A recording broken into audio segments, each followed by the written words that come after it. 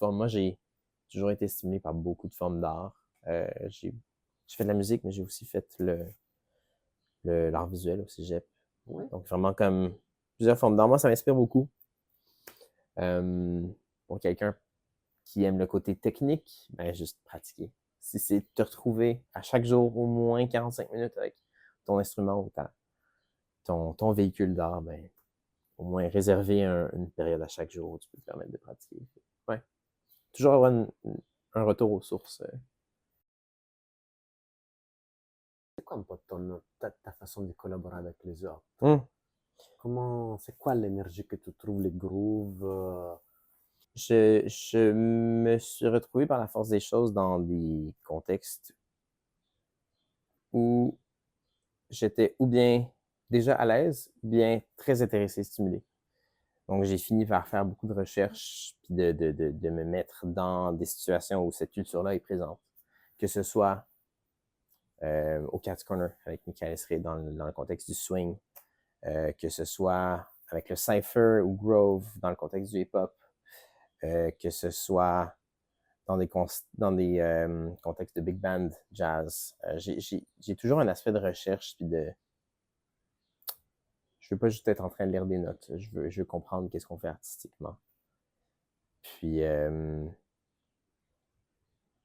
juste le fait de faire de la recherche avant, puis de comprendre la mission De ouais, l'organisme. que ce soit ta performance ou juste du mouvement culturel dans lequel tu participes à ce moment-là, que ce soit le contexte culturel dans lequel tu opères, ben, de comprendre ça, puis de comprendre qui tu es comme artiste. Moi, je sais que souvent c'est comme en termes de son, d'influence, je sais comment j'aime qu'un band sonne, je sais comment, tu sais, mettons que, admettons qu'on joue un arrangement d'une pièce. Euh, J'aime beaucoup l'arrangement de mon collègue. Je sais aussi, en jouant cet arrangement-là, en écoutant la pièce, en écoutant leur arrangement, en voyant comment ils l'ont fait, je sais aussi comment moi je l'aurais fait. Est-ce que je suis peut-être complètement euh, ébahi dans leur arrangement? Peut-être que je ne changerais rien, en fait. Peut-être que j'ai jamais vu de quoi ou entendu de quoi qui a été fait comme ça avant. Ça arrive. Mais souvent aussi, je vais autant adorer leurs produits que me dire, ben moi, je ferais ça comme ça, puis c'est ma touche. J'aime cette partie-là de leur arrangement, ça, je le garderais, puis cette partie-là, je le ferais autrement si c'était moi. Donc, de savoir, il est où ton son dans ce contexte-là, et pas leur dire, ben moi, j'aurais fait ça comme ça, mais plutôt de savoir où tu te places, puis de savoir qu'est-ce que tu aimes, c'est quoi tes goûts, c'est quoi ton son.